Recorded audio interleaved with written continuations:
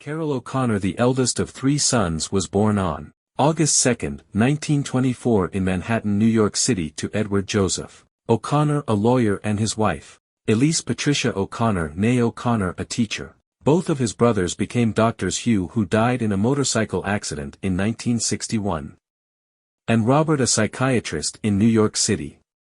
O'Connor spent much of his youth in Elmhurst and Forest Hills, Queens, which is where his character Archie Bunker would later live. O'Connor graduated from Newtown High School in Elmhurst. In 1941 he enrolled at Wake Forest University in North Carolina but dropped out when the United States entered World War II. During the war he was rejected by the United States Navy and enrolled in the United States Merchant Marine Academy for a short time. After leaving that institution he became a merchant seaman and served in the United States Merchant Marine during the war.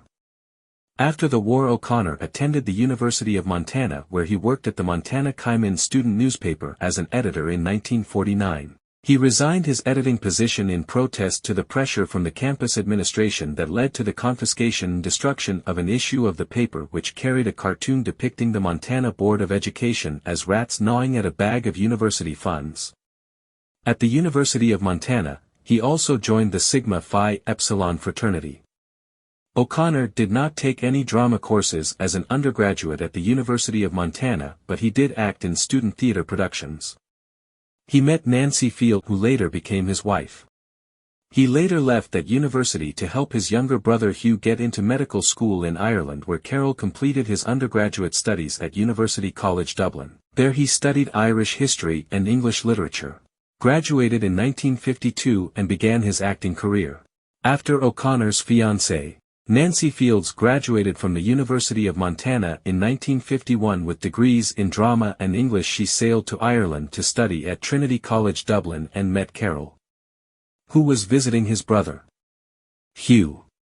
The couple married in Dublin on July 28, 1951. In 1956 O'Connor returned to the University of Montana to earn a master's degree in speech, after acting in theatrical productions in Dublin and New York during the 1950s. O'Connor's breakthrough came when he was cast by director Burgess Meredith, assisted by John Aston, in a featured role in the Broadway adaptation of James Joyce's novel Ulysses. O'Connor and Meredith remained close lifelong friends. O'Connor made his television acting debut as a character actor on 2 episodes of Sunday Showcase. These 2 parts led to other roles on such television series as The Americans, The 11th Hour, Bonanza, The Fugitive, The Wild Wild West, Armstrong, Circle Theater, The Outer Limits, The Great Adventure, The Man from UNCLE, Dr. Kildare, I Spy That Girl, Premiere, Voyage to the Bottom of the Sea, and Insight, The Twilight Zone, among many others. O'Connor guest starred as Joseph Varsh in the first season of Mission Impossible, Season 1, Episode 18, The Trial. Late in his career he appeared on several episodes of Mad About You as the father of Helen Hunt's character. He was among the actors considered for the roles of the skipper on Gilligan's Island and Dr. Smith in the TV show Lost in Space, and he was the visual template in the creation of Batman nemesis Rupert Thorne, a character who debuted at the height of All in the Family's success in Detective Comics No. by DC Comics.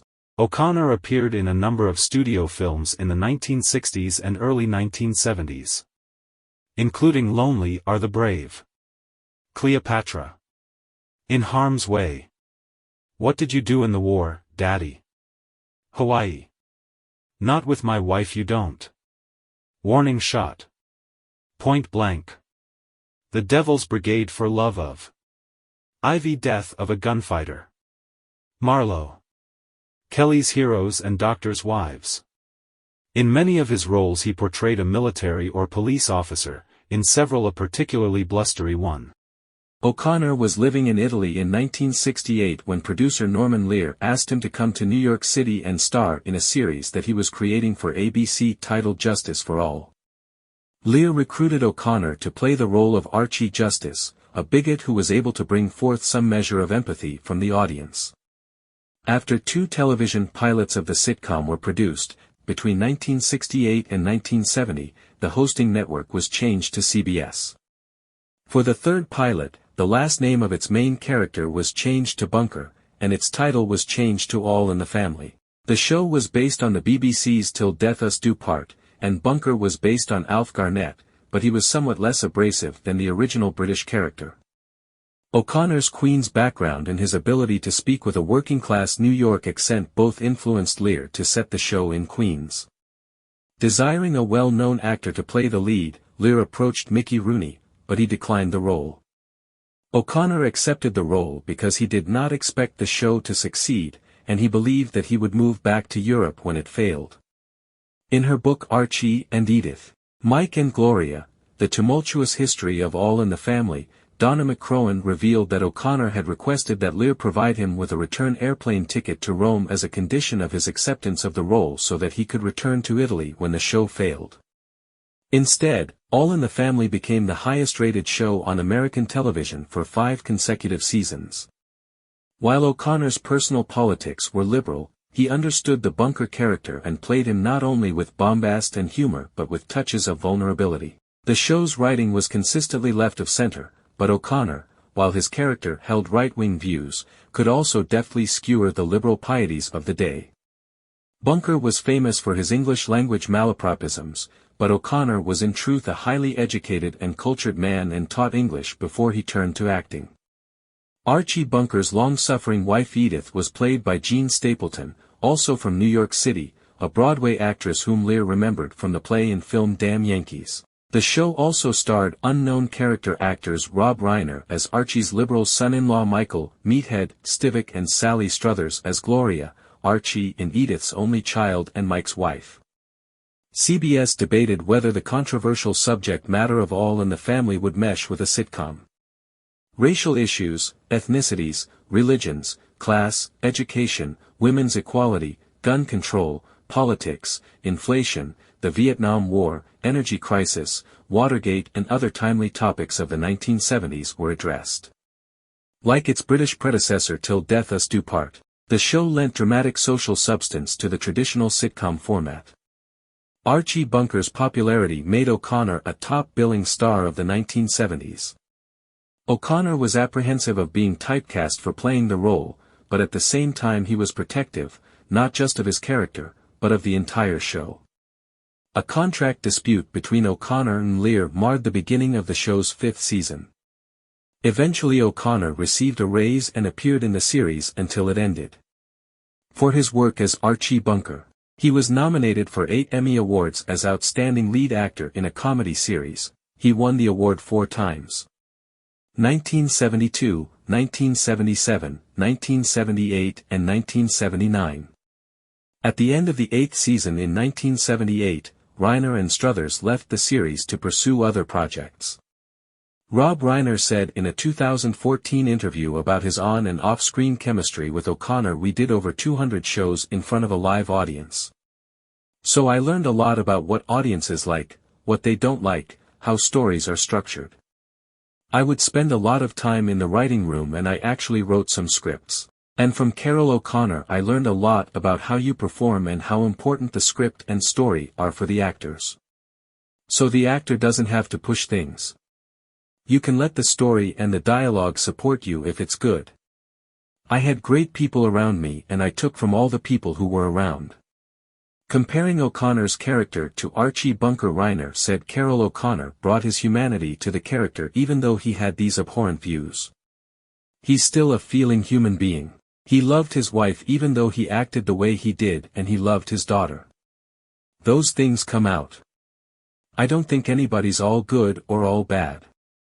In 1962, while he was in Rome filming Cleopatra, O'Connor and his wife Nancy Fields O'Connor, 20, adopted a 6-day-old boy naming him Hugh, after O'Connor's brother who had died a year earlier.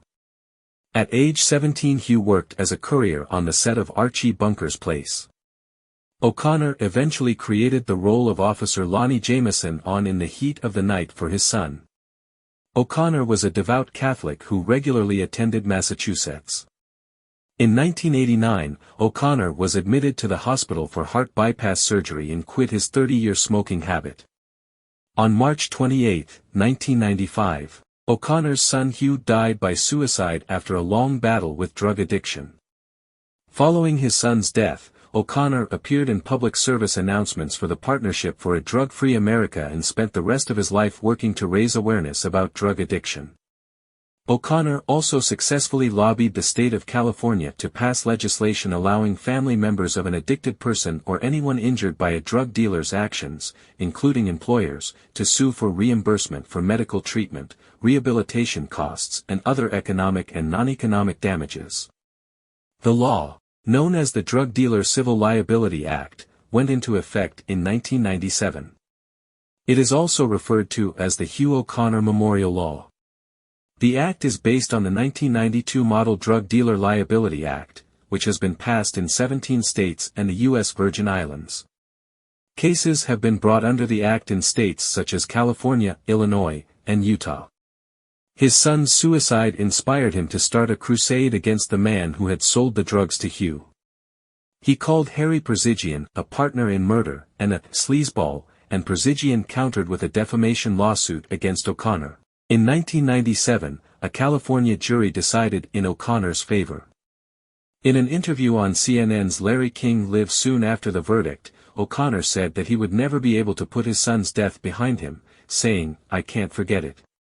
There isn't a day that I don't think of him and want him back and miss him, and I'll feel that way until I'm not here anymore." During the late 1990s, O'Connor established a small automotive restoration shop in Newbury Park, California. Called Carroll O'Connor Classics, the shop contained many of O'Connor's personal vehicles and the cars once owned by his late son, 28. Among the cars O'Connor owned were a Rolls-Royce Silver Shadow sold to him by William Harrah, a Maserati 3500 GT, and a Dodge Challenger equipped with a 440 cubic inch V8, which he drove during production of All in the Family. In 1997, the O'Connors donated $1 million, equivalent to $1,822,968 in 2022, to their alma mater to help match a challenge grant to the University of Montana from the National Endowment for the Humanities. The university named a Regional Studies and Public Policy Institute the O'Connor Center for the Rocky Mountain West. Afterward, O'Connor taught screenwriting at the university. In 1998, O'Connor underwent a second surgery to clear the blockage in a carotid artery in order to reduce his risk of stroke. After acting in theatrical productions in Dublin and New York during the 1950s. O'Connor's breakthrough came when he was cast by director Burgess Meredith, assisted by John Astin in a featured role in the Broadway adaptation of James Joyce's novel Ulysses. O'Connor and Meredith remained close lifelong friends. O'Connor made his television acting debut as a character actor on 2 episodes of Sunday Showcase. These 2 parts led to other roles on such television series as The Americans, The 11th Hour, Bonanza, The Fugitive, The Wild Wild West, Armstrong, Circle Theater, The Outer Limits, The Great Adventure, The Man from UNCLE, Dr. Kildare, I Spy That Girl. Premiere, Voyage to the Bottom of the Sea and Insight, The Twilight Zone, among many others. O'Connor guest starred as Joseph Varsh in the first season of Mission Impossible, Season 1, Episode 18, The Trial. Late in his career he appeared on several episodes of Mad About You as the father of Helen Hunt's character. He was among the actors considered for the roles of the skipper on Gilligan's Island and Dr. Smith in the TV show Lost in Space, and he was the visual template in the creation of Batman nemesis Rupert Thorne, a character who debuted at the height of All in the Family's success in Detective Comics No. 469, published May 1976 by DC Comics.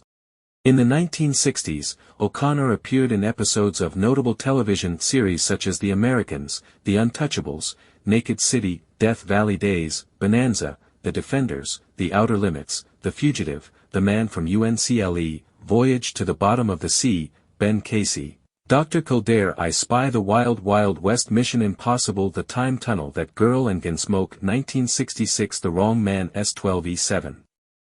O'Connor also performed in anthology television shows such as NBC Sunday Showcase, The United States Steel Hour, Armstrong, Circle Theater, The Play of the Week, The Dick Powell Show, Alcoa Premiere, The DuPont Show of the Week, Profiles in Courage, and Bob Hope Presents, The Chrysler Theater.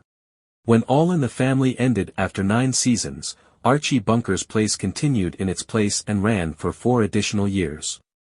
Longtime friend and original series star Jean Stapleton kept her role as Edith Bunker, but she was limited to 5 guest appearances in season 1. In the second season premiere, her character died of a stroke, leaving Archie to cope with the loss. The show was cancelled in 1983.